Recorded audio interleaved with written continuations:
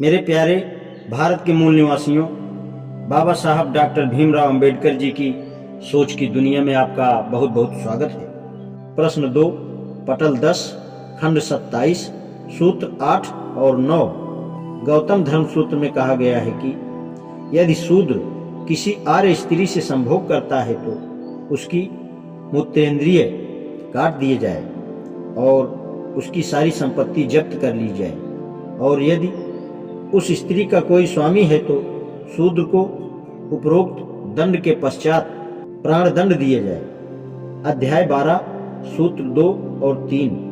यदि कोई द्विज शूद्र स्त्री से कामवश विवाह कर ले तो उसका वंश शीघ्र शूद्रत्व को प्राप्त होता है। जिस द्विज ने शूद्री का अधर रसपान किया है और उससे संतति उत्पन्न की है, उसके लिए कोई प्रायश्चित नहीं है। अध्याय 3, श्लोक 12 और 19।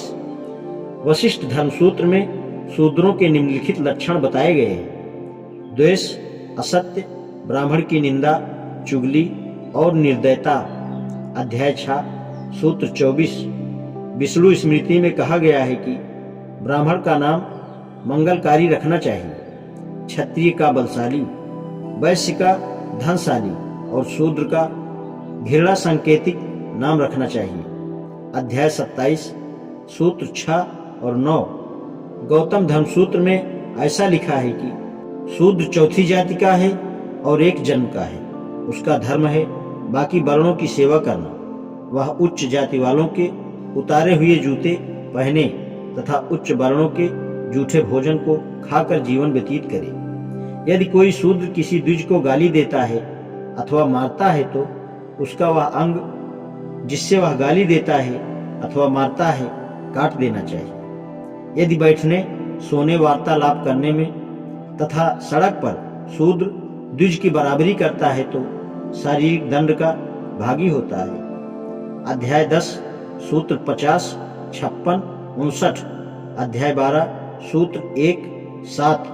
नारद स्मृति में लिखा है कि यदि कोई शूद्र किसी द्विज को झूठा दोष लगाए तो राजा के कर्मचारियों को चाहिए कि उसकी जिह्वा को टुकड़े कर डाले और सूली पर चढ़ा दे। शूद्र यदि किसी द्विज का द्वेष भाव से अपमान करे तो उसकी जिह्वा काट दी जाए, क्योंकि वह नीच वर्ण का है। यदि वह उच्च वर्ण के किसी व्यक्ति का नाम तथा वर्ण घृणा से ले तो 10 अंगुल की कील गर्म करके उसकी जिह्वा में छेद किया जाए। यदि शूद्र किसी ब्राह्मण को घृणिता पूर्वक धर्म सिखाए तो राजा उसके मुख तथा कान में गर्म तेल भरवा दे। शूद्र का जो अंग ब्राह्मण को दुख देता हो वह अंग काट दिया जाए। उसके पाप का यही प्रायश्चित है। अध्याय 8, श्लोक 412 से 414। शूद्रों के खिलाफ ब्राह्मणों ने जो कानून बनाए वह संक्षेप में यों है: शूद्रों का स्थान वर्ण व्यवस्था में अंतिम रखा गया है। शूद्र अपवित्र हैं, अतएव उसके सन्मुख अथवा उसके सुनाने में कोई वैदिक कर्म नहीं हो सकता।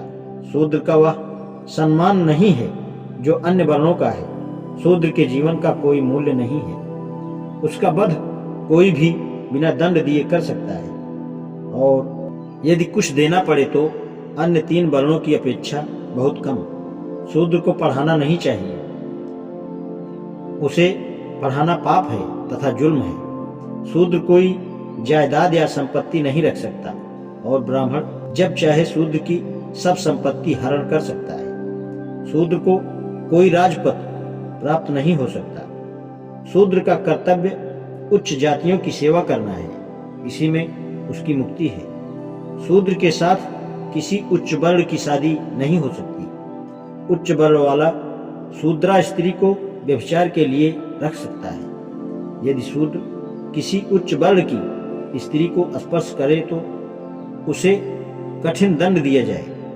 शूद्र जन्म से दास है और सर्वदा दास ही बना रहे। इस संक्षिप्त वर्णन से 2 बातें प्रकट होती हैं। पहली यह कि ब्राह्मणों ने अपना विधान रचना का अधिकार शूद्रों के खिलाफ युक्त किया है, और दूसरी यह कि शूद्रों के खिलाफ ब्राह्मणों को वे अधिकार प्राप्त हैं जो और वर्णों को नहीं है। जैसे यदि कोई शूद्र ब्राह्मण के खिलाफ कोई जुल्म करता है तो वह अधिक दंड का भागी है, परंतु यदि वही जुल्म वह क्षत्रिय या वैश्य के प्रति करता है तो दंड उतना कठिन न होगा।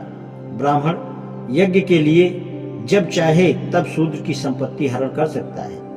यदि किसी देश का राजा शूद्र है तो उस राज्य में ब्राह्मण नहीं रह सकता। क्या ब्राह्मणों को शूद्रों से कोई विशेष शत्रुता थी?